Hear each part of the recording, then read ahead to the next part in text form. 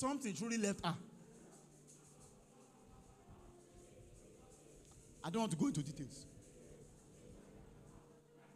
Meanwhile, at the time she was reaching me, I have not received another instruction on what to do. I have told her, I will call you. I said, please let me refer you to a pastor because it is church matter now. She said, no. I said, okay. I will wait until when you come to meetings like this, get something.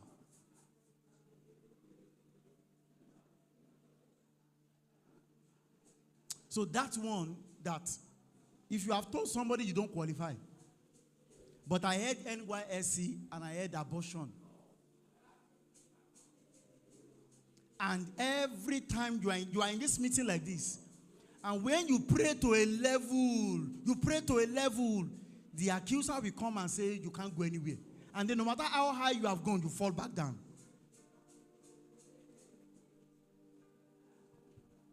Please see pastor before we leave. Please take your seat. Hallelujah. The lady, see pastor. Maybe not today. Find time to see him. Hallelujah. Hallelujah. Praise the Lord.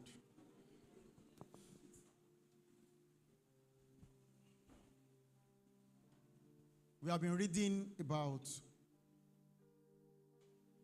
if I go into the teaching, we have been reading about the 99 and the 1. It's like everybody who spoke here. And the Lord laid on my heart to instruct you about that also before we look into Romans 8. And then we can pray.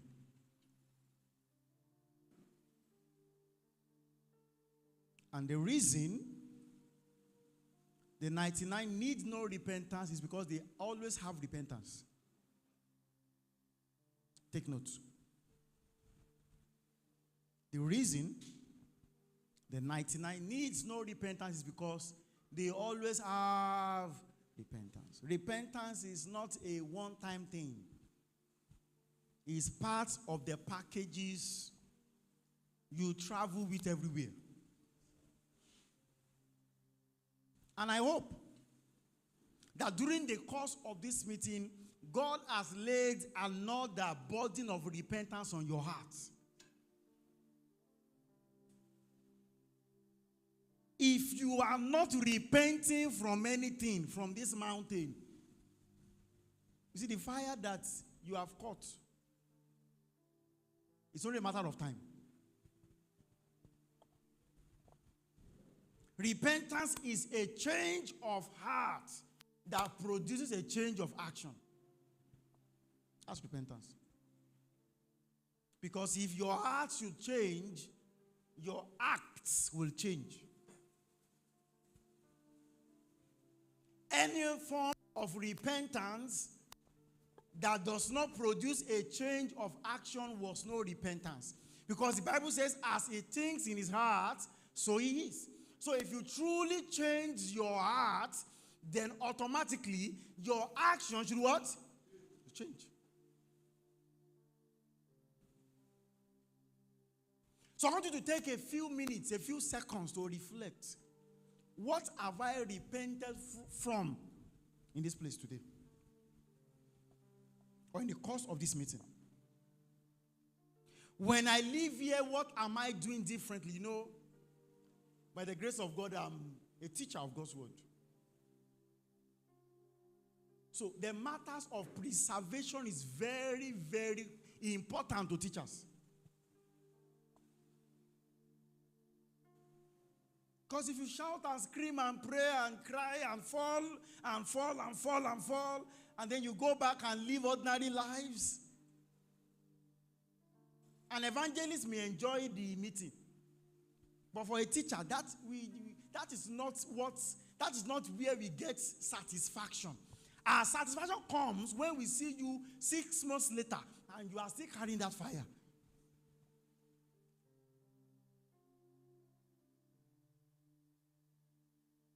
So what are you doing differently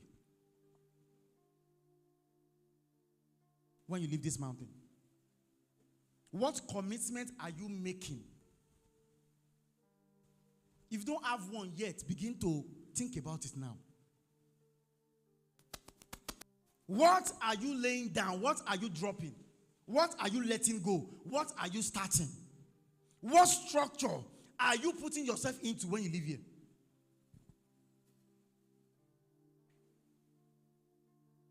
If you've gotten it, just raise your hand up. You've gotten one. You've gotten one. You've gotten one.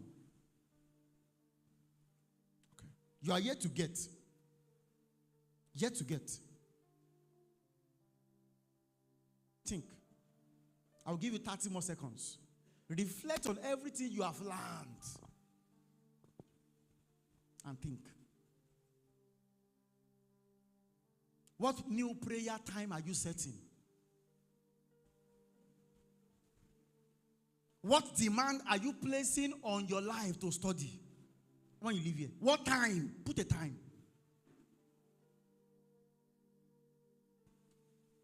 What demand are you putting on yourself to fast? The Bible says, when we commit something in his hands, he is able to preserve it and watch over it. What commitment are you making?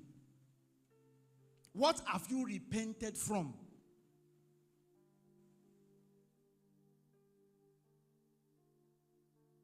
Now, in 30 seconds, speak to God. Ask him to help you to keep it. Quickly, 30 seconds.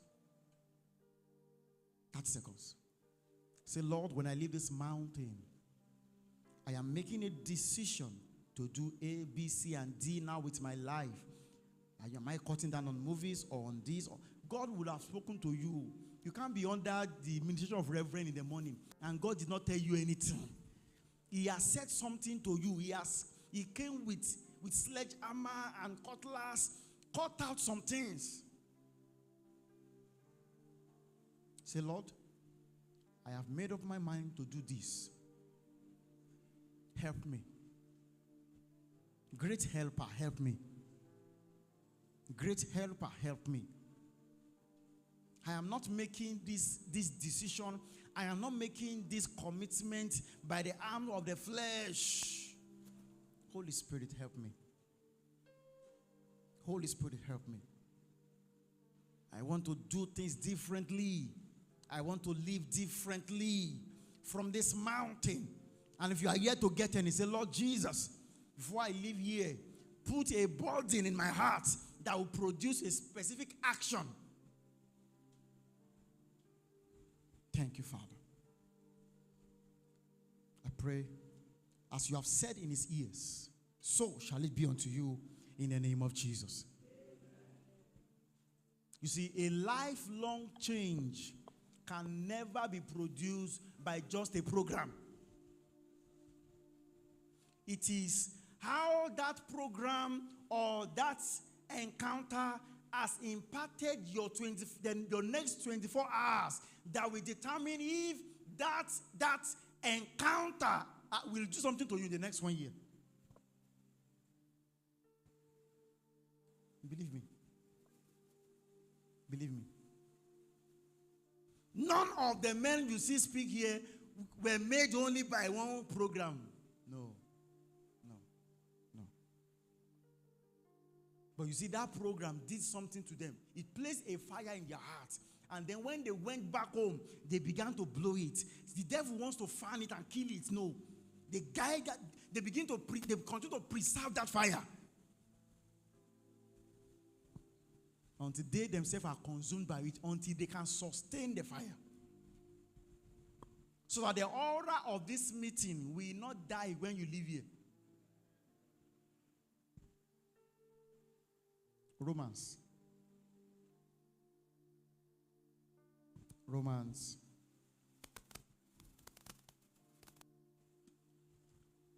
Romans chapter 8.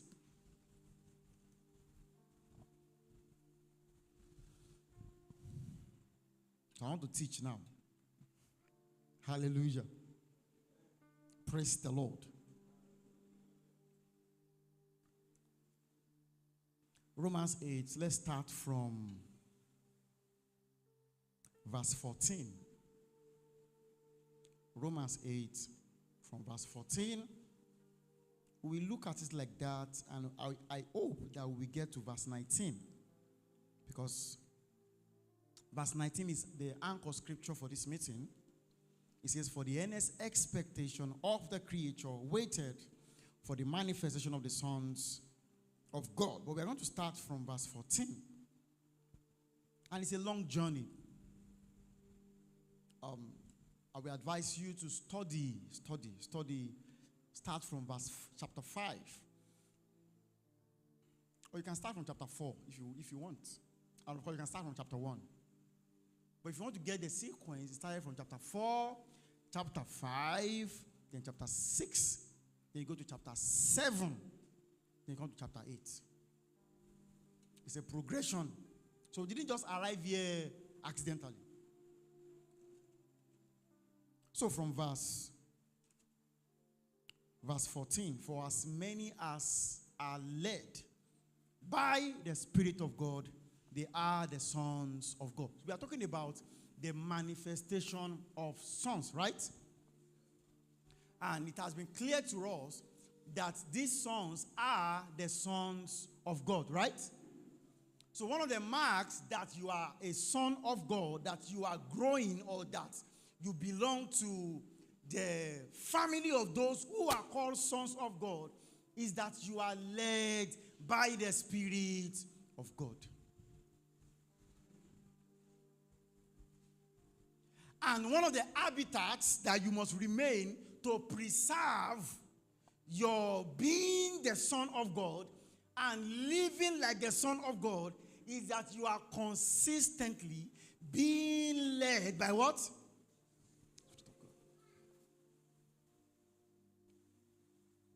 Now, we've been talking about, let's go to the basics. Because sadly, many of us, we don't know those basics. We are trying to climb the tree from the top. We are trying. And the more we try, the more we fail. Because there is a structure that is meant to be built before you reach the top. No matter how high you are able to jump, you will definitely come down. But if you are able to put up a structure, we were told in the morning that a Christian is a builder. You must build something. And as you are building, you are going up. Every one of us here, we are in different categories of the building. And I wish that today, God will speak to every one of us. In the name of Jesus. So, take that from me. Number one characteristics of the Son of God is that you are being led by the Spirit. What was the last instruction that God gave you? When was the last time He spoke to you? When was the last time you heard His voice? When? When? When? Because if you are going to manifest as a son, you must continue to demonstrate, you must continue to practice how to be led by the Spirit. And I can spend another 1 hour talking about that. Because there are various ways you are meant to be led. And as a child of God, you need to understand how I am being led.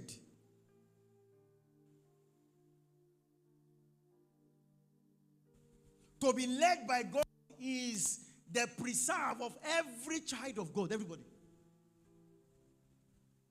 But not everybody will hear God. So God can lead you without you hearing him.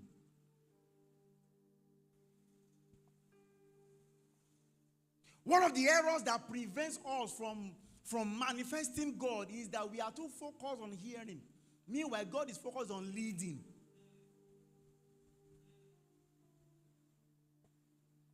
Hallelujah. Are you following me? So, that's an assignment for you because I don't want to go into it.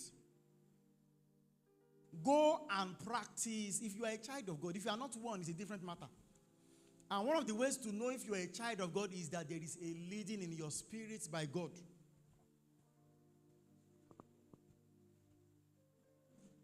If God is not leading you, if you cannot say that God is leading me, you need to go back and cross-check the authenticity of your salvation. Because this is fundamental to all sons of God.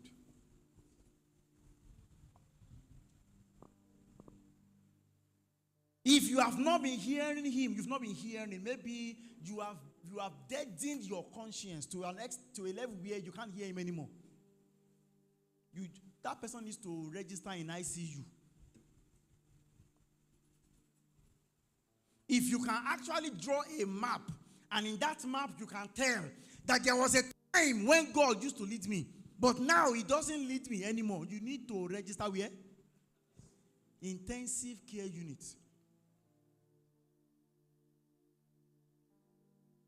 It means that even though you claim to be alive, in the spirit, you are in a coma. You're in a coma. And when people are in coma, they cannot eat anymore. Abi? They can't drink anymore. There is no other, they don't have any appetite for anything anymore. The only way to keep them alive, or the hope that they can come back to life, is to place them where? ICU. Intensive care unit. And sadly, many Christians don't know how to register there. One of the quickest ways to register there is to go on a marathon.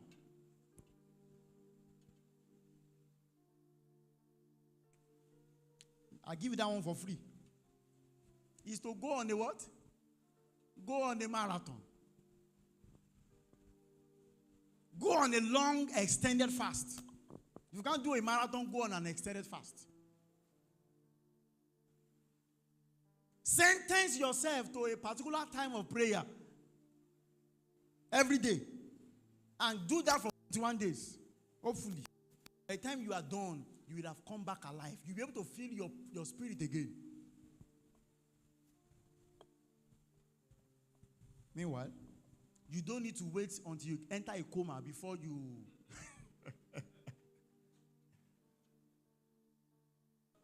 So if you want to be fit, if you don't want to enter a coma, you know that these things must be a part of your life, Abi?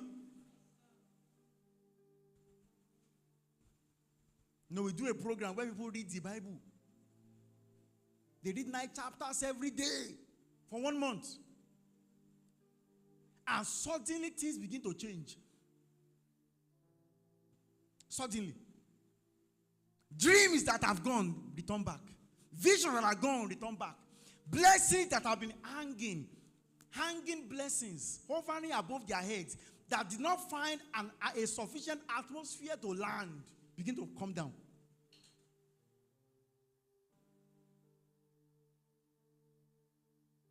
The Bible says, blessed be the Lord who daily loads us with benefits. There are some loads of benefits that are yours, that if you don't create an atmosphere, an environment where those shipments can land, they will remain in the sky. They will remain there. So consistently you must maintain that atmosphere where they can land.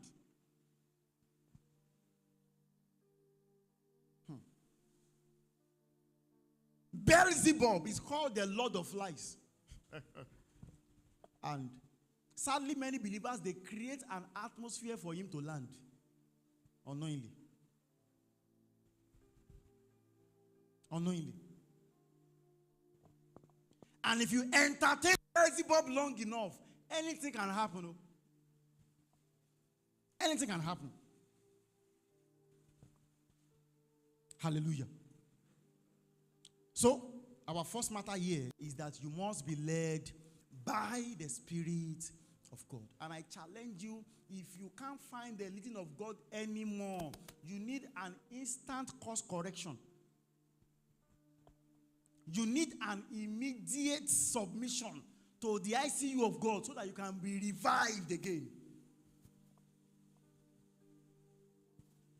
Next verse. Hallelujah. Say, for you have not received the spirit of bondage again to fear, but you have received the spirit of adoption whereby we cry, ah.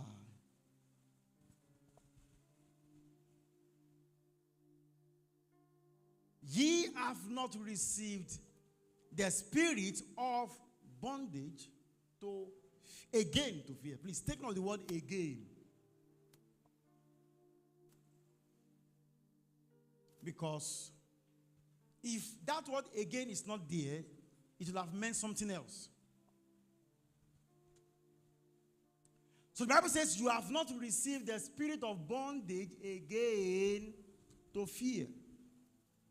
It means that there was a time when you received the spirit of bondage to fear. Right? That's reasonable, right? Isn't it? Okay. So there was a time you received the spirit of bondage again to fear. He said, but now you have received the spirit of adoption, meaning that the spirit of bondage is absent. The spirit that causes fear is absent. But now this spirit cries, Abba, Father. Now, this spirit did not say, Abba, Father. The spirit does what? Does what? Abba, Father. Now, I can take you to, I think, Exodus now. We can journey to the mount that was burning with fire. And speaking of the spirit of fear, the mountain was on fire. And then the Israelites said, we want to come to hear from God. Told the Israelites, tell them to prepare themselves to meet me. And then they gathered to meet God, all of them. And after they have purified themselves for about 3 days or thereabout, the Bible says the mountain began to flame. The mountain began to shake. And after God has scared them very well, he said, tell them to come. Israelite said, come where? I think we can read that. I think I wrote it down somewhere here. Hallelujah. I thought I wrote that somewhere. Praise the Lord. He said, come where? To come and do what? He said, Moses, you go and speak to God. Anything he tells you, we will do. Then you will think that God will be angry when he heard that. No. I wish I could show you. Someone can look for it for me. You know God's response? He said, oh, that they will have that same kind of heart to always fear me like this.